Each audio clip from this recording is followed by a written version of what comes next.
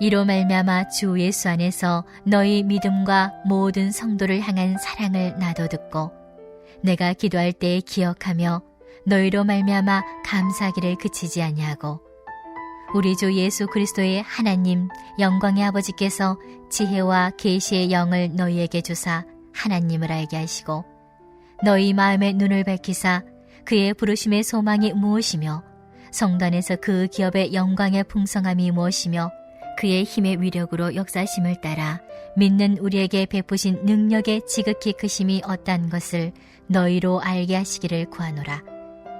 그의 능력이 그리스도 안에서 역사하사 죽은 자들 가운데서 다시 살리시고 하늘에서 자기 오른편에 앉히사 모든 통치와 권세와 능력과 주권과 이 세상뿐 아니라 오는 세상에 일컫는 모든 이름 위에 뛰어나게 하시고 또 만물을 그의 발 아래에 복종하게 하시고 그를 만물 위에 교회의 머리로 삼으셨느니라. 교회는 그의 몸이니 만물 안에서 만물을 충만하게 하시는 이의 충만함이니라. 아멘.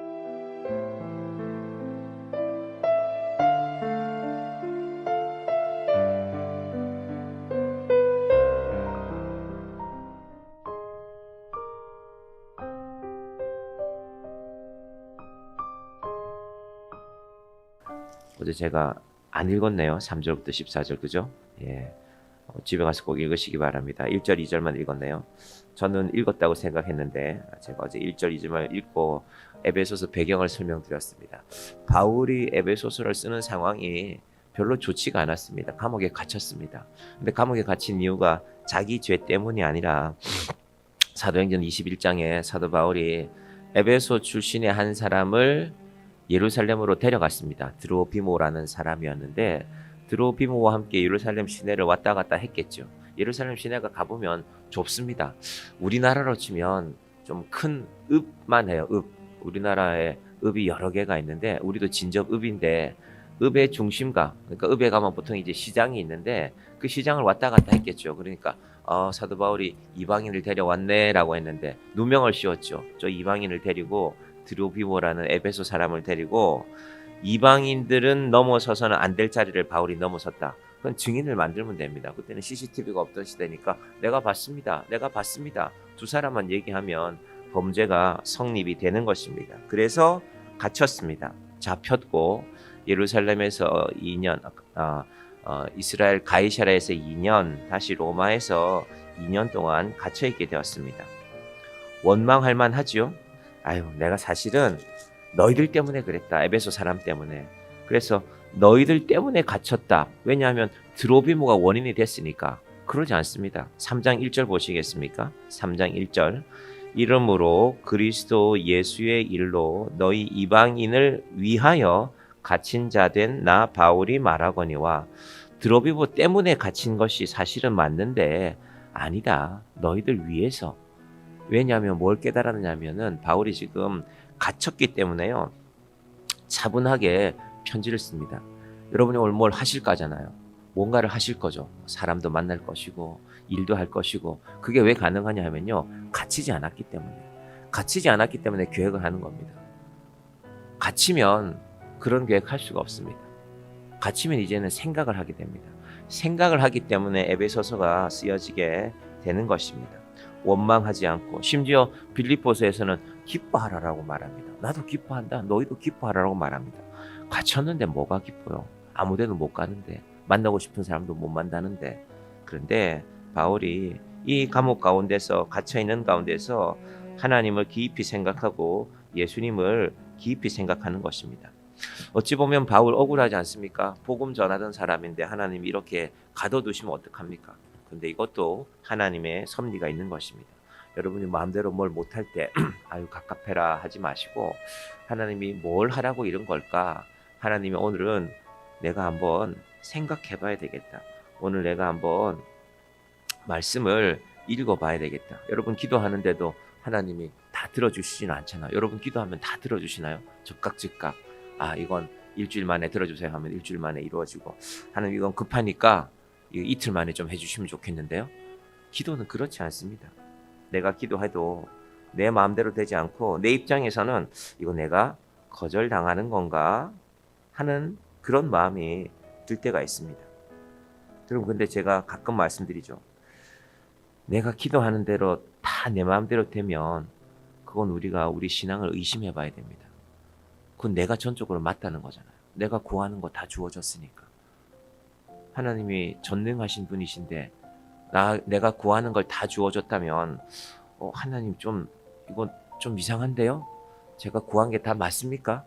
그게 사실은 우리의 기도가 성숙해지는 것입니다. 자, 바울을 하나님께서 로마에서 가둬두시면서 하시는 일들이 있습니다. 어떤 일을 할까?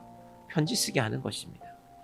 에베소 교회를 생각하면서, 빌립보 교회를 생각하면서, 그래서 여러분 에베소서를 읽으실 때 사실 이거 읽으시면요 20분이면 충분히 읽습니다. 뭐 일부러 빨리 읽으실 필요도 없고 평상시 속도로 읽으시면 길게 잡아도 30분이면 됩니다. 로마서도 빨리 읽는 분들은 30분 만에 읽거든요.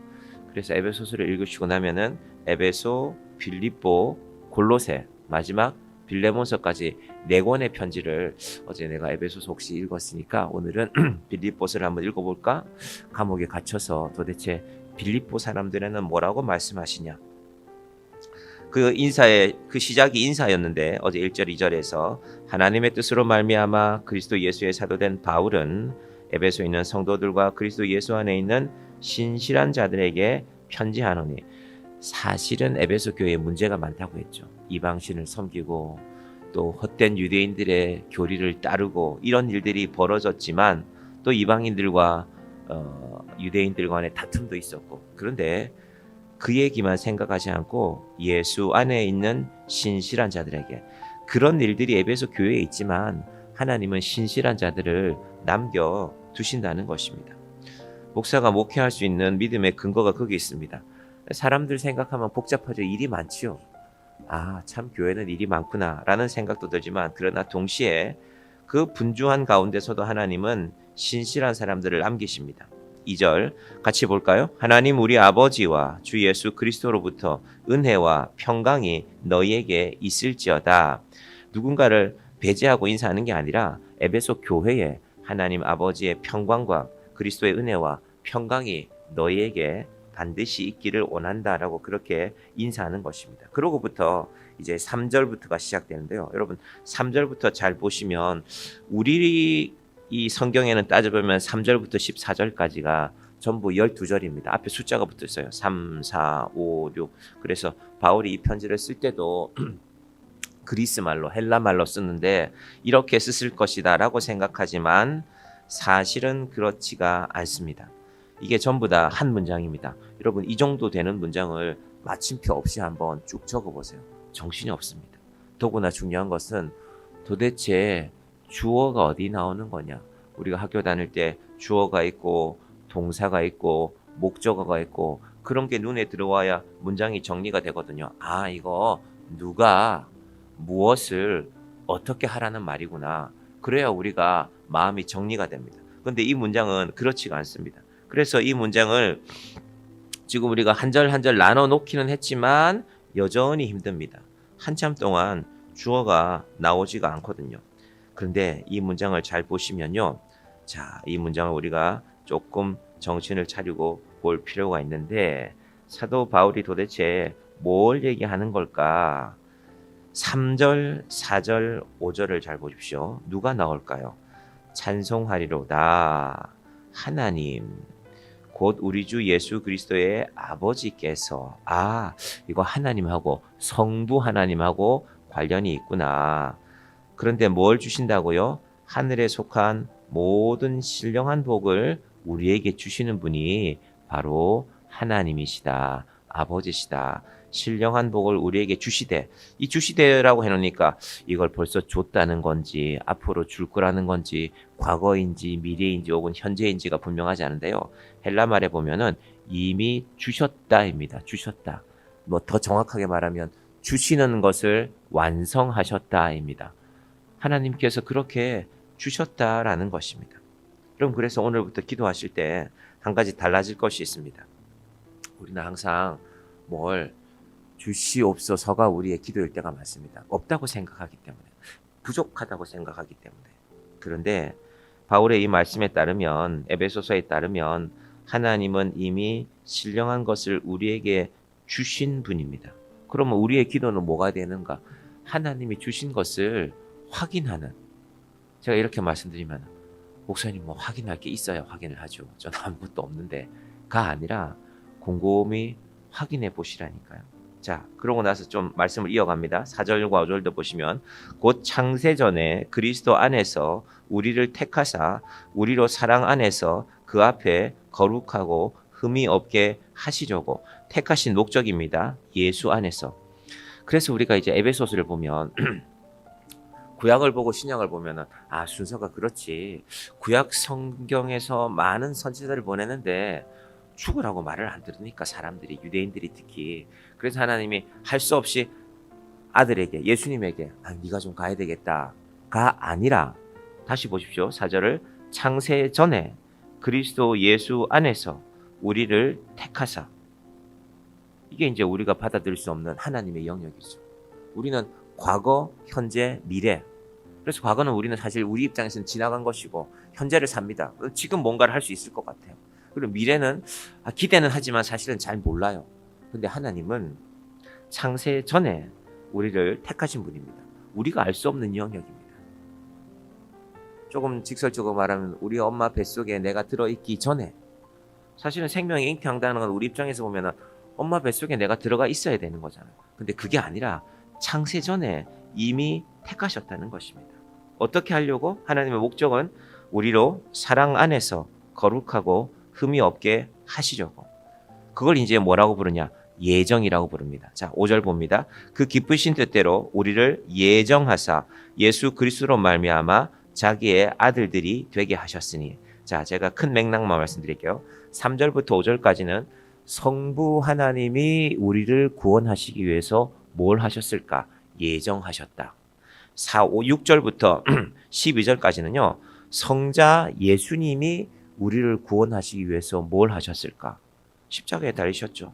그 예수님이. 그런데 단순히 십자가에 달리셨다고 하지 않고 쭉 적어놨습니다.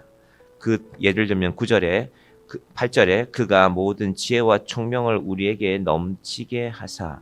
그럼 예수 믿는 사람들은 이 선물을 받은 사람들입니다. 그래서 우리가 기도하는 것은 그 이유입니다. 우리가 이 시간에 이불 덮고 자는 게 훨씬 편하죠. 날도 추운데. 그런데 왜 우리에게 이런 것들을 허락하실까? 기도함으로 우리가 얻는 것들이, 이게 12절까지고요. 자, 제가 방금 1절, 2절, 3절은 성부 하나님 우리를 구원하기 위해서 뭘 하셨을까? 4절부터 12절은 성자 예수님이 우리를 구원하시기 위해서 그분이 하신 일은 뭘까? 마지막 13절부터 14절 2절 말씀은요. 성령께서 13절에 보시면 약속의 성령으로. 여러분 오늘 기도도 하시고 또 혹시 기도하시고 마음에 여유가 있으시면 말씀 읽으시면서 성부, 성자, 성령 하나님이 우리의 구원을 위해서 뭘 하셨는가? 성경에 이 세 성부, 성자, 성령 하나님이 우리의 구원을 위해 하신 일을 일목요연하게 정리해 놓은 것은 이 부분이 제일 핵심입니다. 성경 전체에서. 그래서 어떤 사람들은 로마서 중요하지. 제가 로마서 길게 설교했잖아요. 여러 차례 말씀드렸죠. 그런데 에베소서가 더 중요할지도 몰라. 이건 학자들의 얘기입니다. 다 중요하죠. 여러분에게 오늘은 여기까지 말씀을 드리고 기도하실 때, 하나님 도대체 오늘 성경에서 모든 신령한 복을 우리에게 주셨다고 했는데 뭘 받았습니까? 예정함을 받았죠. 하나님 제가 뭐라고 저를 이렇게 구원하십니까? 하나님 제가 어떻게 지금 새벽에 이렇게 나와서 기도하고 있습니까?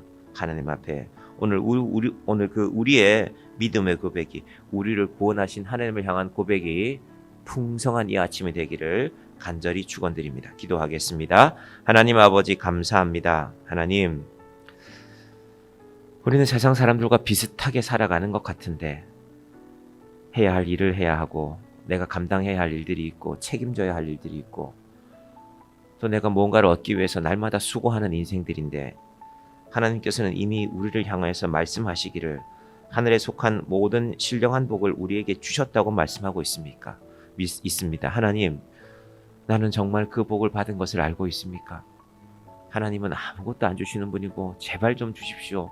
하나님 우리의 기도가 날마다 그 자리에 머물지 않게 하여 주시옵소서. 먼저 우리에게 구원을 약속하시고 구원의 은혜를 주셨습니다. 창세 전에 그리스도 안에서 주셨다고 말씀하고 있습니다. 우리는 내가 교회를 선택하고 내가 믿음을 선택해서 내가 예수를 믿었기 때문에 내가 구원을 얻는다고 생각하지만 하나님은 창세 전에 예정하셨다고 말씀하고 있습니다.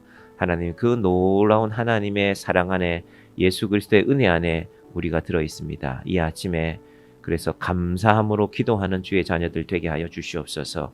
아버지 하나님 그 사랑 안에서 이 하루도 살게 하여 주시고 하나님 우리가 하나님을 몰랐던 자인데 하나님의 그 예정하심에 따라 이 아침에 기도하고 있으니 얼마나 놀라운 일입니까? 하나님 사도 바울이 감옥에서도 감사하였습니다.